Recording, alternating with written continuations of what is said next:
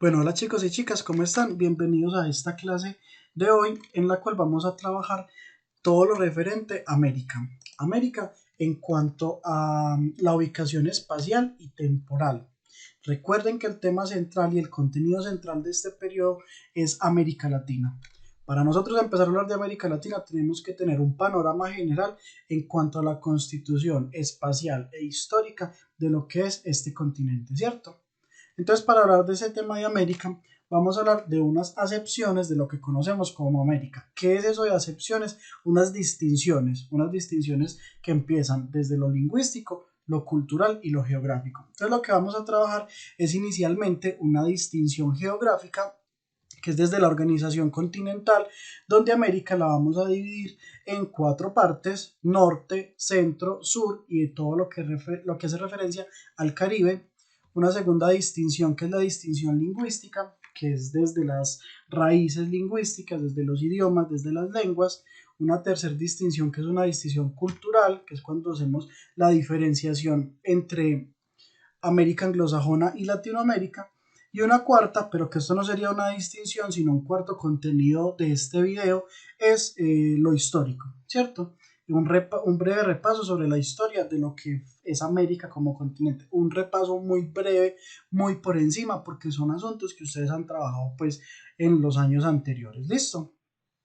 Entonces, en esa primera acepción que vamos a hablar va a ser esa acepción geográfica y vamos a empezar hablando de que América se va a subdividir en unos continentes o en unos territorios especiales, ¿cierto?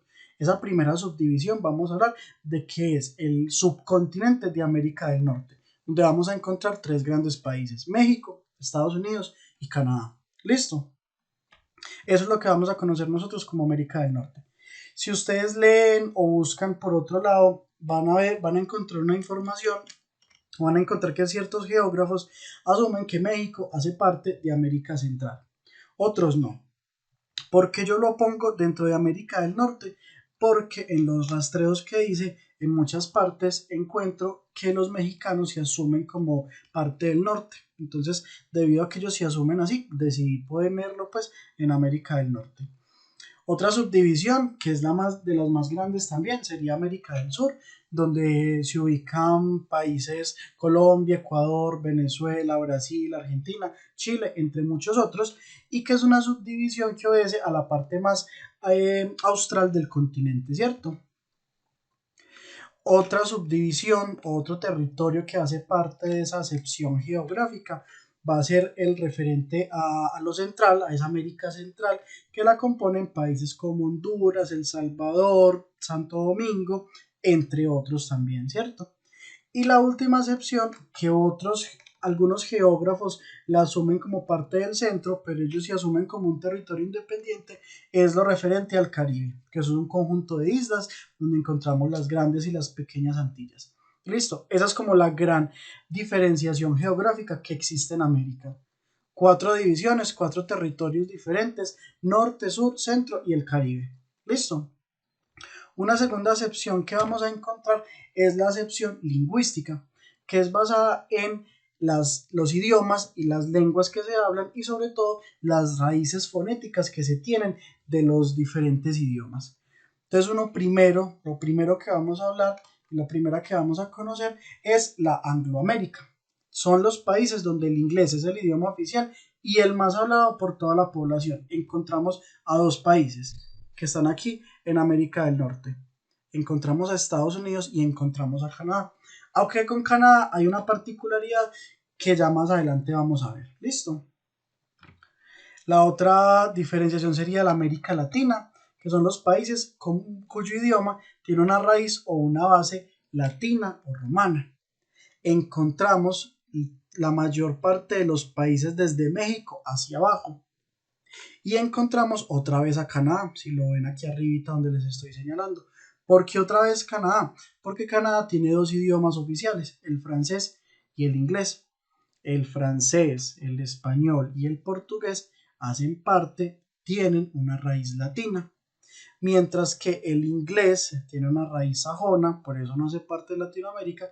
Y estos dos países que hay aquí, que son las Guyanas, la Guyana y la Guayana, tienen otras dos raíces que la vamos a ver más adelante. ¿Listo? Encontramos pues también otra diferenciación que es Hispanoamérica. Son los países donde el español es el idioma oficial y el más hablado por toda la población. Entonces miren, tenemos gran parte desde México hasta el sur, obviamente dejando a un lado Brasil porque habla el portugués, la Guyana, la Guayana, Belice y otros países pues que aparecen ahí. Es meramente donde se habla el español, ¿cierto? Tenemos otra diferenciación que es Lusoamérica. De Lusoamérica solo hace parte de Brasil, cuyo idioma oficial y más hablado es el portugués, porque obviamente fue colonizado pues y fue una colonia de Portugal, ¿cierto? Eso no es nuevo para nosotros. La otra distinción que se hace es Iberoamérica.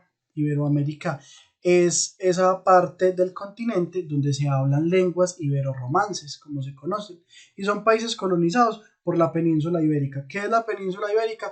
Esta colita que vemos aquí más o menos, que es donde están ubicadas España y Portugal. ¿Listo?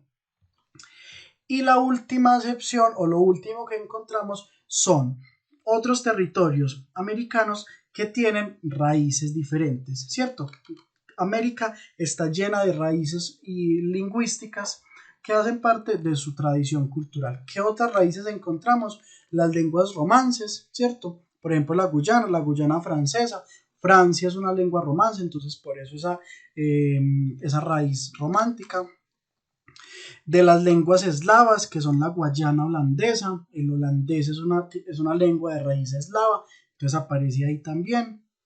Las lenguas anglosajonas, que no solo son las lenguas que se hablan en inglés, en Norteamérica, sino que esas lenguas anglosajonas encontrábamos también lo que se habla en Jamaica y las Antillas. ¿Por qué no los metemos dentro de la América anglosajona, sino que las hablamos que tienen raíces anglosajonas? Porque son idiomas que han sido modificados con el paso del tiempo. Entonces no es un inglés puro, sino que es un inglés que se mezcla con otras lenguas, ¿cierto? Algo así como lo que pasa más o menos en San Andrés, que hablan el raizal, ¿cierto? Pero es porque es la mezcla de varios idiomas. Unas lenguas nativas prehispánicas que no podemos desconocer, que son aquellas lenguas que tienen su origen en las culturas, en los pueblos ancestrales indígenas americanos.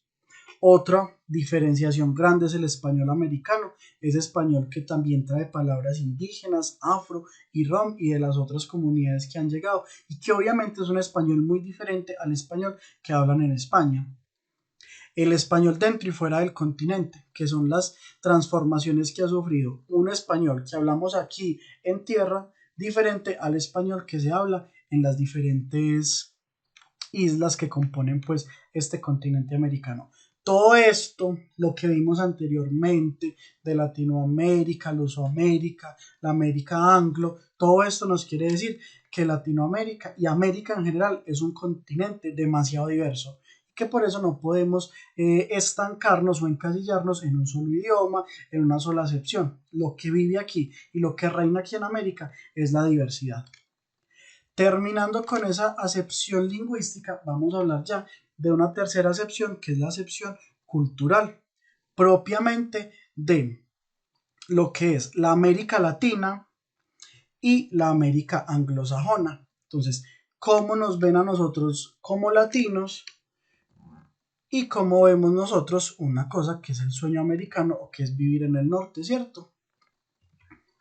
Entonces vamos a empezar por América Latina. ¿Qué es? ¿Cuál es la construcción propia de América Latina?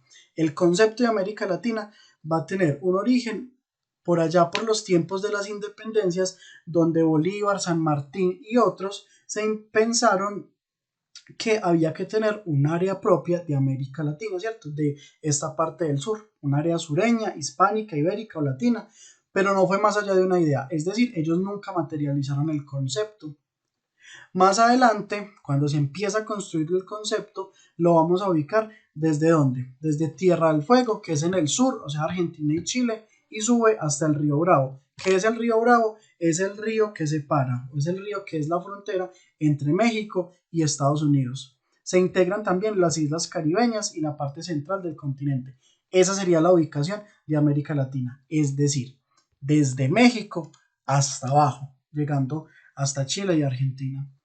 Realmente ese concepto de América Latina es el resultado de contextos, situaciones sociopolíticas, económicas, geográficas, culturales, que son complejas y que son de larga duración. Ese concepto de América Latina se va a construir con esto que les voy a contar a continuación.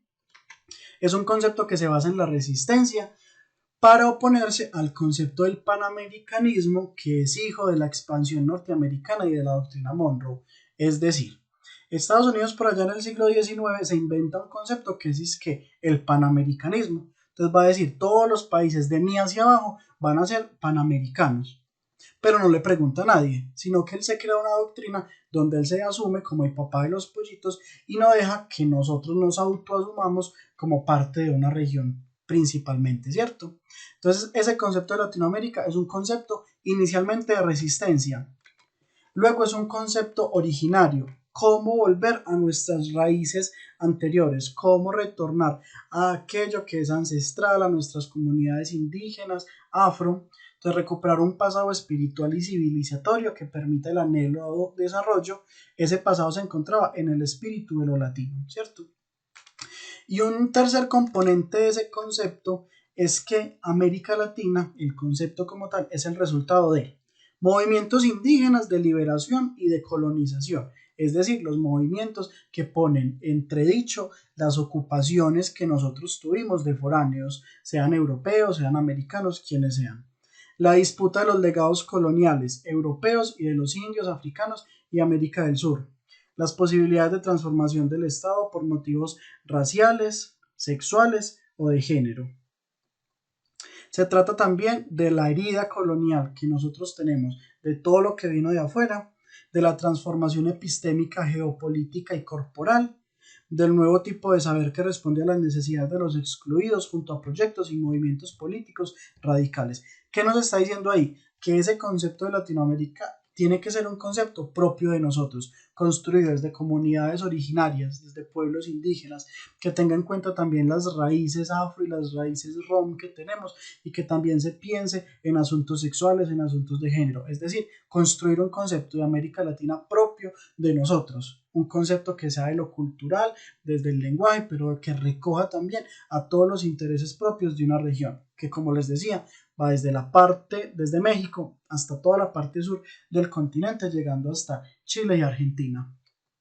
Pero así como tenemos también ese concepto de América Latina, vamos a hablar de otro concepto diferente a América Latina, que también va a ser cultural, que es el de la América anglosajona.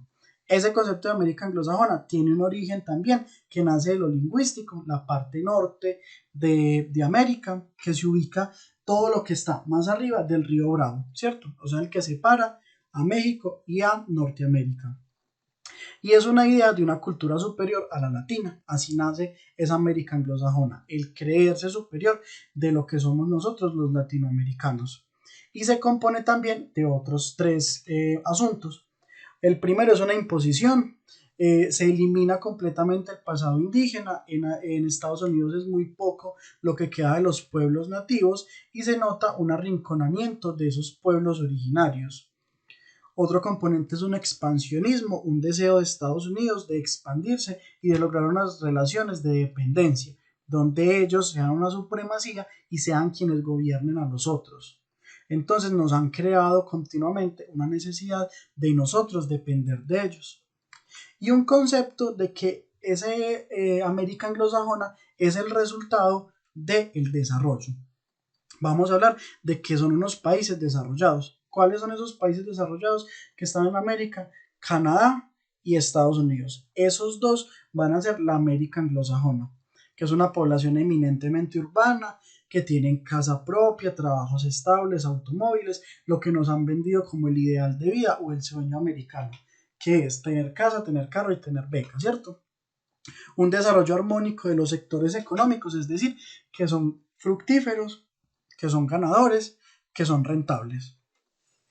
La base de su economía es la industria, tienen un campo tecnificado, su explotación minera también es muy tecnificada y en los ciudadanos eso se resume en un alto nivel de vida y un desarrollo industrial y científico.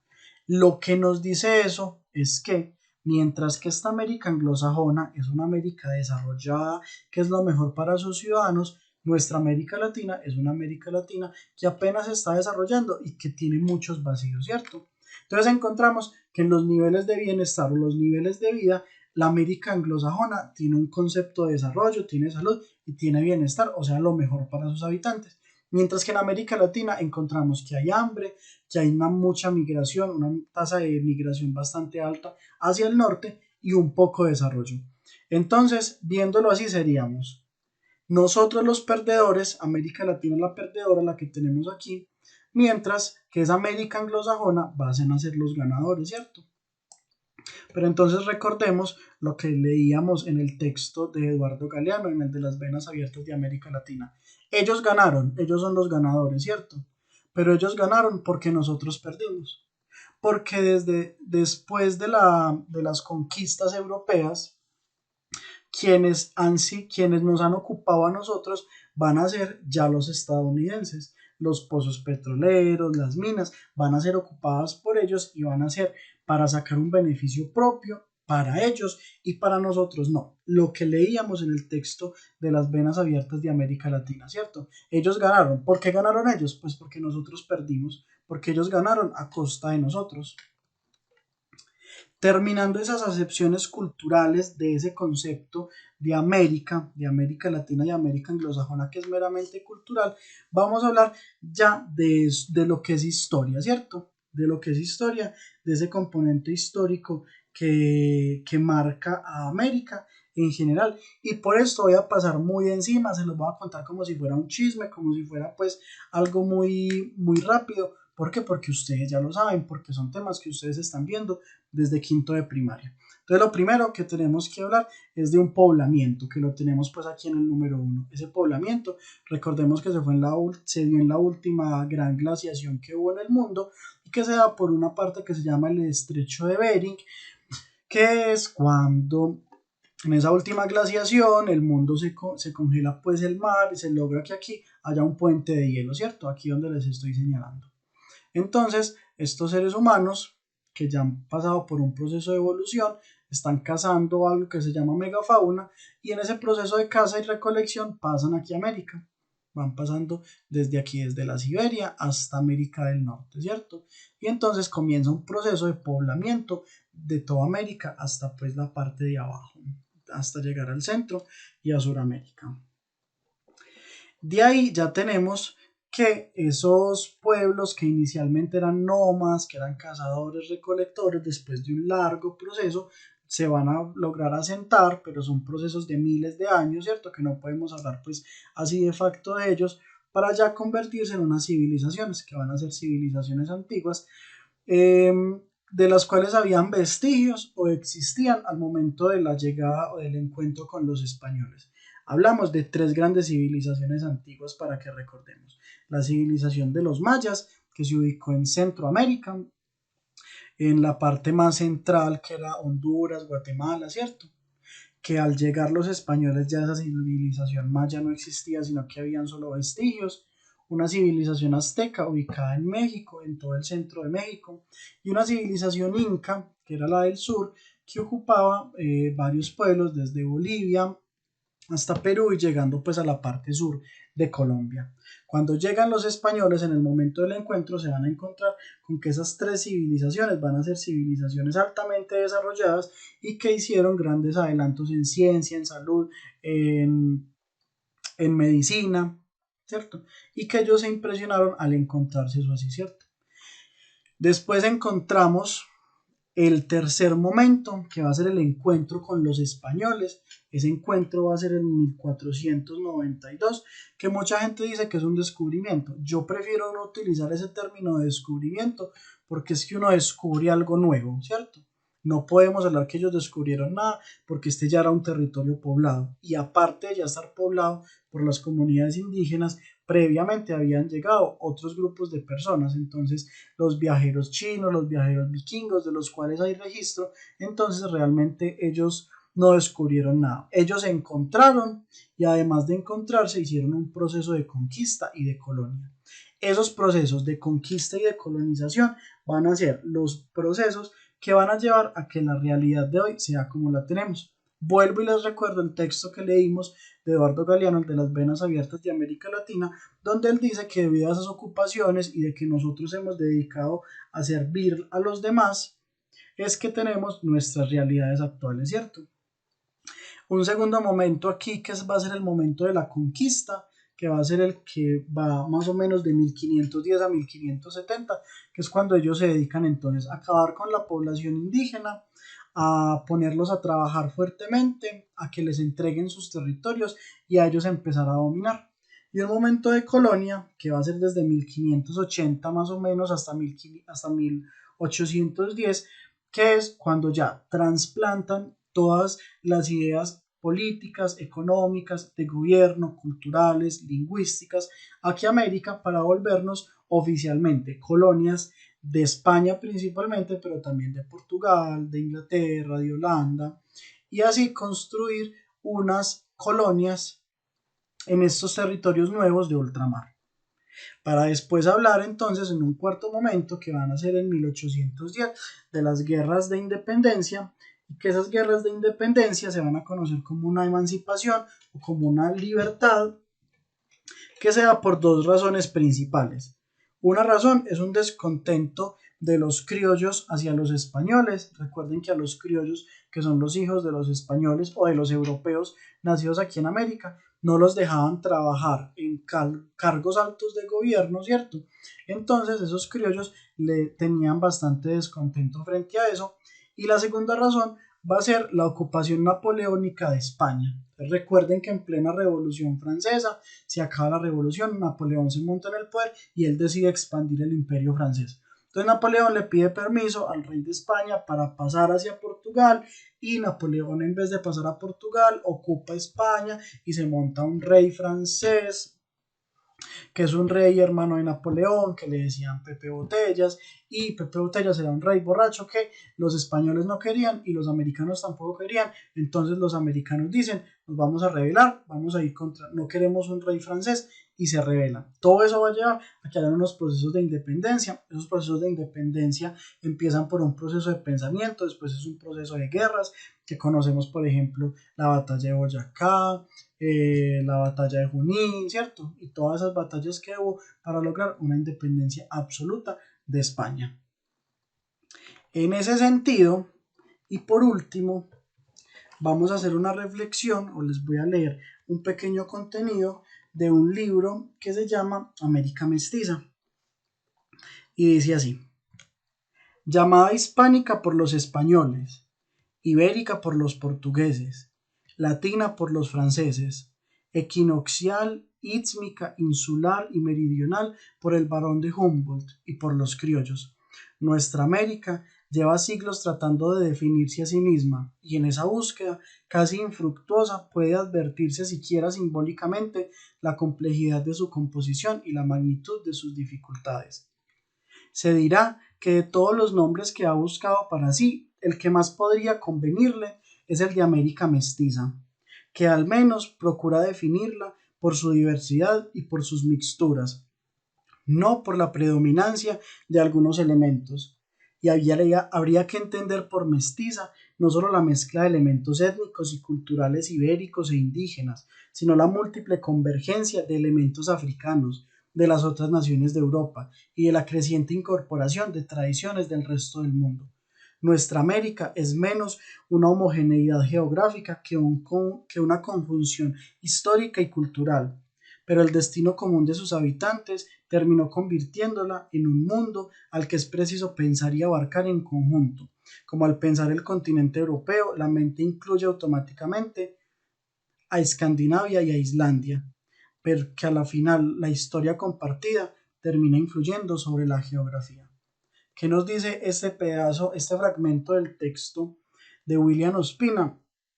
Que somos tan diversos y tenemos tanto en común, tenemos tantas diferencias, tenemos tantos asuntos que divergen y que son emergentes, que emergen de nuestros pasados coloniales, de nuestro pasado indígena, que la mejor forma de llamarla es una América mestiza, una América que reúne una multiplicidad de asuntos culturales, étnicos, políticos, económicos, y que vamos a empezar a llamarla mejor una América mestiza, ¿cierto?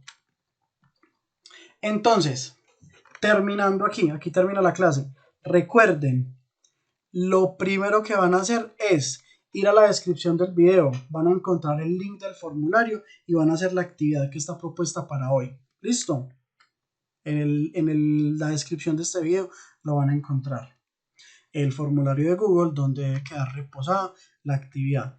Y lo segundo que vamos a hacer es en el cuaderno de nosotros vamos a escribir la agenda, la reflexión temática y metodológica de la clase de hoy. ¿Dónde encuentro la agenda? En la plataforma de Helpex. Se las paso. ¿Listo? Entonces, eso fue todo por hoy, chicos. Muchas gracias. Muchas gracias. Muchas gracias.